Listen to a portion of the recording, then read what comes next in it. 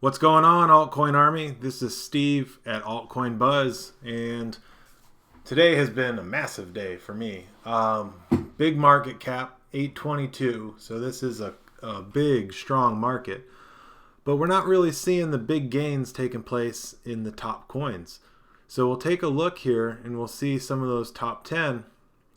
They made single-digit movements upwards or downwards, with the exception of Bitcoin Cash, which just recently, just in the last couple hours, made a decent move upwards, and it's up 15%. But one thing I've kind of noticed, and I'm wondering, what's the reason for this? Because when I see a habit, I have to kind of think to myself, what's driving certain behaviors in investors? Because the prices themselves don't just go up and go down without investors doing some of the work in purchasing the coins or demanding the coins. So here's kind of what I've noticed. And this is something that it didn't dawn on me, despite the fact that if you know me in some of my videos, you'll know that I like talking about privacy coins. And it's not necessarily from the sense that privacy coins are going to be your greatest return on your investment. That's not the case. And privacy coins only make up a portion of my portfolio, so I don't fully invest in them. And I also don't transact in cryptocurrency for the most part. So I don't believe in privacy tokens because I personally use them to send money back and forth to people. I believe in them because of the purpose that's there, that they're being used to be sent back and forth to people. But now I'm starting to wonder, as I'm looking through the top 100 here, some of the biggest gainers today have been privacy coins. And does that have anything to do with taxation?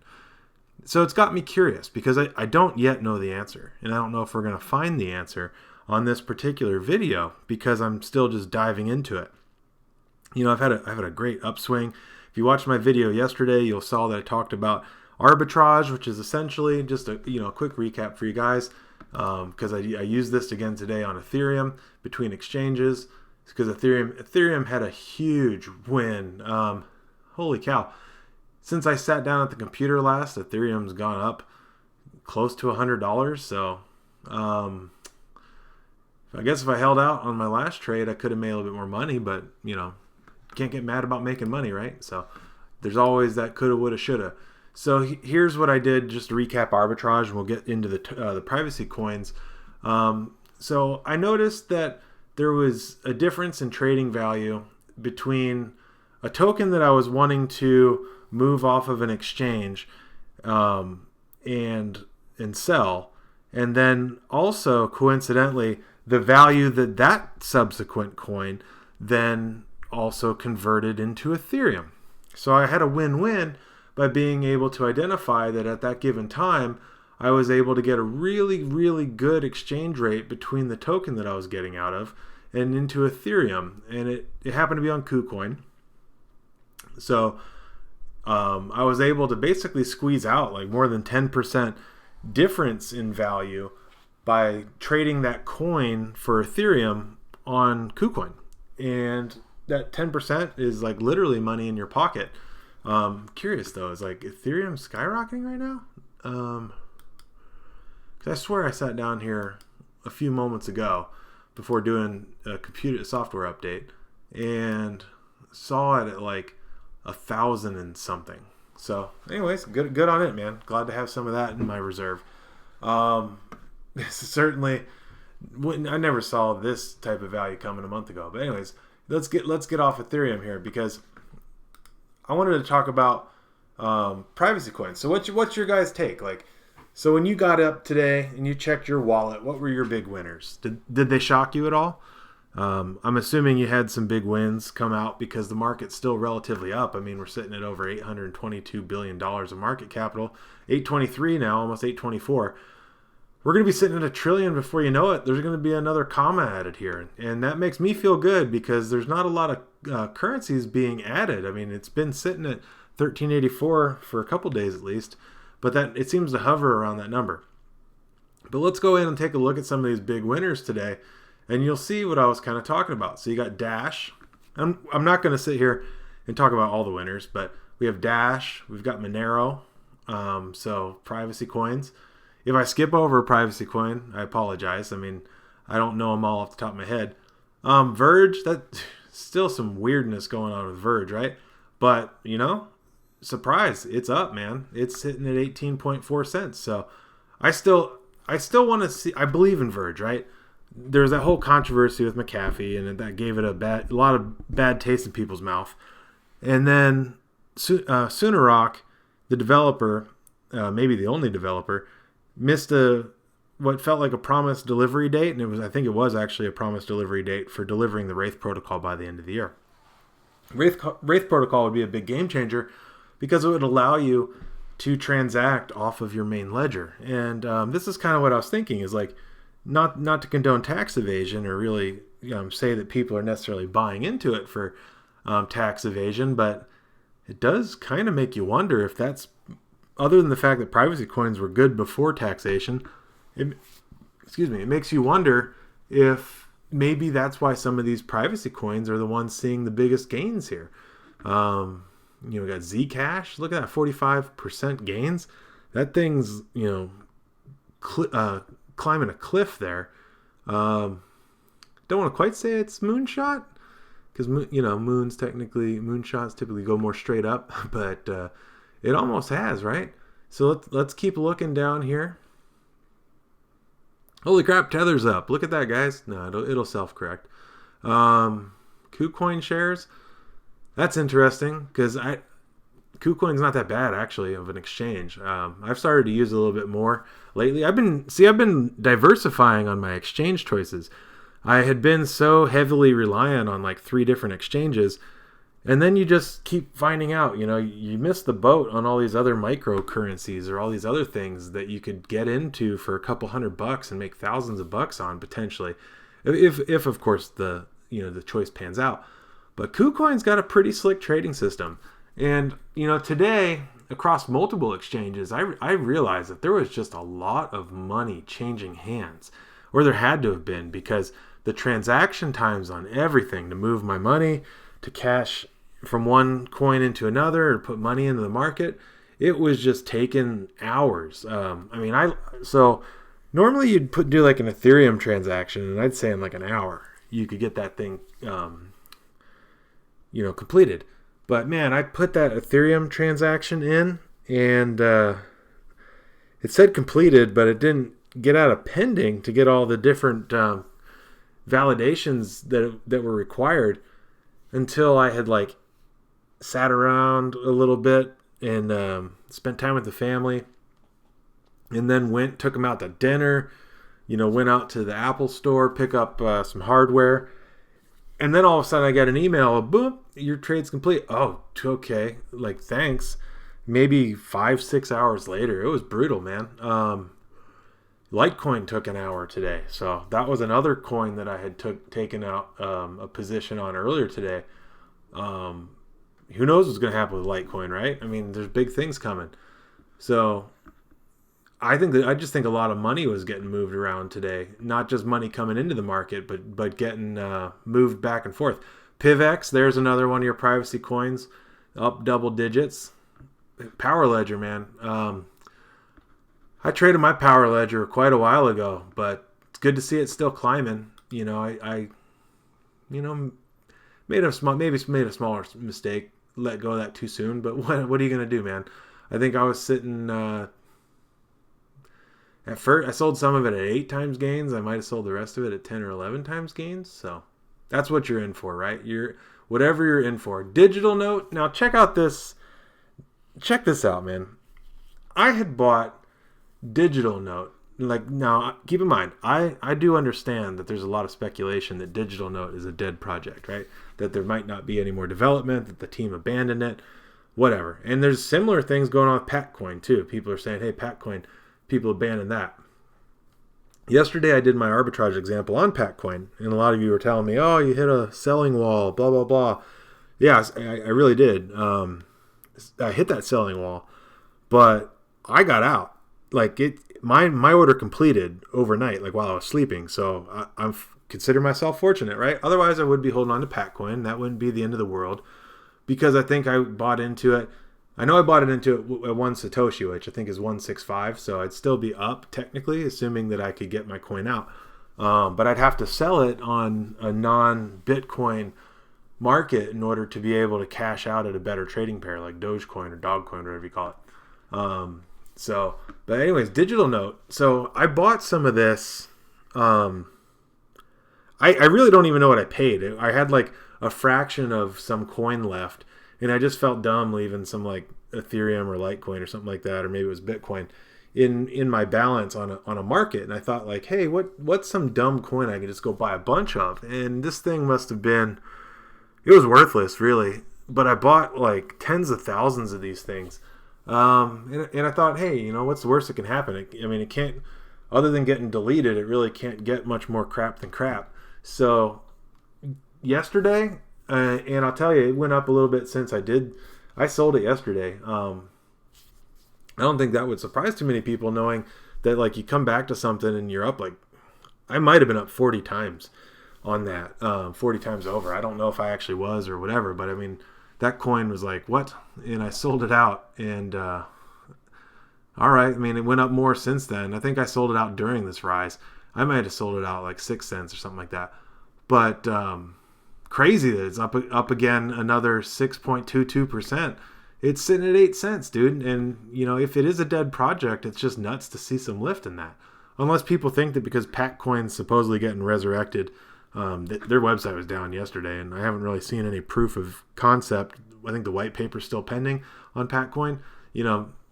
People do what they do on those things. So let's keep going here on some other coins. I probably missed them. Call them out. If I missed some of these privacy coins, it's just because we're scrolling through them. It's late at night where I'm at.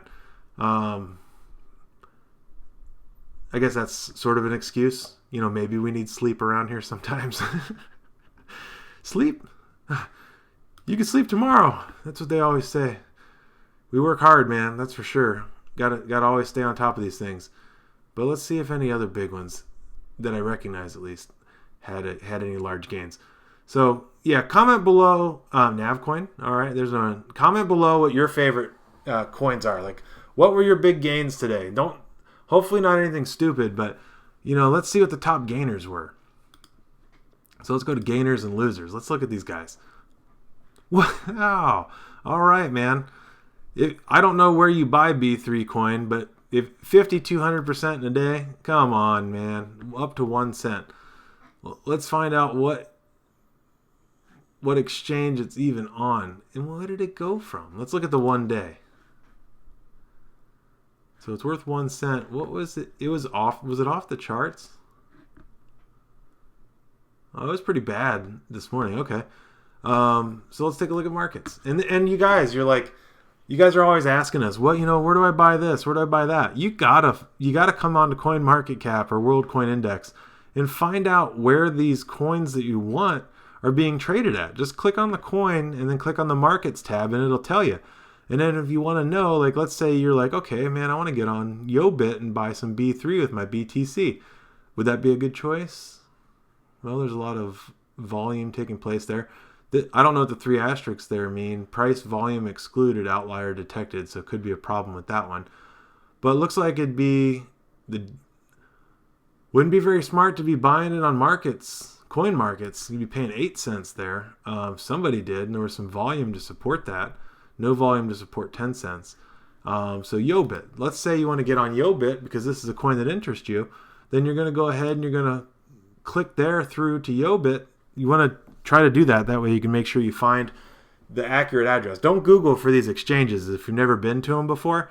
You want to make sure you find out what the heck's going on and get to the right place, because some of these exchanges, people go out and buy a domain and try to like copy the code, and what they want to do is they want to steal your addresses. They want you to enter in your password, and they're going to assume it's your same possible username and password to use on other exchanges. So they'll make a clone website and they'll come after you. You got to be smart about that, guys. Just giving you that word of advice. I haven't had anything personally happen to me, but we're prone to it. I mean, we're talking about money here. We're passing around currency. So anyways, if you guys were looking to figure out, hey, how do I get on the markets? That's it. And, I'm not personally on YoBit. So you want to try to sign up for these beforehand, because if you realize that something's going big or something dropped and there's going to be a lot of people picking it up because there's speculation. There's going to be news about it tomorrow. There's a project announcement, a coin burn, whatever the driving indicator is. Being on the exchange ahead of time and having some trading currency usually means like Bitcoin, Litecoin, Ethereum. I've seen a lot of Dogecoin being used on these exchanges because if you're going to pick up micro coins, you can't get an easy trading pair with Satoshis when these other coins are worth like fractions of a single Satoshi. So Dogecoin being able to break down to the same fraction allows you to buy those up at a more fair price. Otherwise, some of these crap coins are, if that's the nice word you want to use for it, are trading below 1 Satoshi. And if you come in on a Bitcoin exchange to buy them and pay 1 Satoshi per coin, you're overpaying. They will not go ahead, and if it's trading at, say, 1/8 of a Satoshi, but you come in, and the least you can bid on a Bitcoin exchange is 1 Satoshi. So you come in and bid 1 Satoshi, they're not going to give you 8 coins. They're going to give you 1 coin, and you're going to be the guy who overpays. They're literally coins that cheap out there. They're not always the best idea, but microcurrencies, look at Jeff's earlier video from today. Microcurrencies are where the big gains are at. And that this list of gainers kind of support that, because if you look at Dick's asset, I feel sorry, it's got Dick's and ass in the same thing. So not sure if that was on purpose, but up almost 8%. So, I mean, if you're a big fan of Dick's asset, then you can jump in on that one, or should have jumped in on that one sooner. But where are the weird coins like this at? They're not usually going to be listed on Binance and Bittrex and KuCoin and HitBTC. Those coins have to kind of earn their place on there. We've got some other semi-legitimate projects, or projects that we think are legitimate that are still in the roadmap phase, that still can't even get on exchanges like Bittrex and stuff. And when they do, you're going to see a big boom. And imagine getting in on a coin like this, even after 800% up. So it must have been at 0.003, like a 3 here. So worthless. And what coins is it being traded with? NXT. Oh, interesting. Okay. So you can only get Dicks with NXT. Okay. And I've done some research on NXT. You guys have seen me do a video on that, but I never took out a position in it. So Trump coin's up big time. So there you go. Love it or hate it, right? New York coin. So New York City created its own currency. That's cool. It's up big time. And I don't know. It'd be interesting to see, like what was the big push on all these micro coins today? Are there any recognizable coins in here that are sitting like in this big list? And recognizable to you guys, maybe, right? Maybe not recognizable to me, and I consider recognizable, like, have we talked about them lately? DentaCoin, there's one you guys, we haven't talked about DentaCoin yet to do you guys any service, but you guys have been hounding us about it since it was worth way, way less than this, and good on you guys for believing in that one. Dimecoin, all right, whatever, it's there, but Linda, hey, Jeff's cousin's always bugging him about Linda. You guys started bugging us about Linda. There it is. I don't own any of it, but that was one of today's top big gainers. And a couple network coins, Satoshi Madness. I don't know, was that a game coin? So you can see that today the biggest gainers apparently were the micro coins, but among the top 100, some of the biggest gainers actually appear to be privacy coins. So whether it be taxation or not, so basically, sometimes you guys come at us and you're saying like, "Hey, why do you guys always talk about these crap coins?" And then you're like, "We should only talk about the legitimate ones." Like, I guess you're meaning like maybe the top 10 or top 20 or something like that. But it's because big gains can be made down here in the small coins. Yeah, you're investing in them before their white paper is complete or without a single picture of their team or any knowledge of what they're going to be doing. Don't throw a lot of money at it, man. Throw an insignificant amount of money at it if you wish to get invested in this. But keep your maiden portfolio in something solid. I hate hearing when somebody's like, "Oh, I sold everything and I put it into this coin and it was on the rise and now it's fallen down." Well, too bad, so sad, dude. If you buy into some crap coin, deal with it. Expect the worst. Always prepare for the worst, and hope for the best. And don't get upset when you have to hold on to something for long. I can tell you in the world of cryptocurrencies, if it dips, let's say you didn't buy it at the maximum all-time high. If a coin goes up by 4,000% in a single day, don't buy it, right? Like, because that's getting pumped too hard. it's probably not going to maintain. Wait for it to correct a little bit. Anything that grows too fast in a single day is going to probably correct itself. I mean, it would be very hard pressed to find people who aren't going to have a massive sell-off and take profit. And also, if it happens to be some kind of pump and dump scheme, it's got some Telegram group or something like that that's getting together to get 100 dudes to go pump some coin and hold the value up so they can cash out and stuff like that and draw people in with them. It's just, you're going to have to hold on to it for a while. If somehow you think you're making a wise choice and then you just get kind of locked into a coin, don't sell it. One of you guys that asked yesterday, and it's probably not the first person, but you said, well, what if you're down in a position, right? But you realize if you sell that position and take your loss, you can move it into another position of which you can make money. And I have to say, into a position you could potentially make money. So give that some consideration, guys. Anyhow, this is Steve from AltCoin Buzz. Check out the privacy coins and figure out, is there a reason that people are jumping on this? Is it driven by taxation or not? Comment your answer below. We'd like to hear from you some more. This is Steve signing off.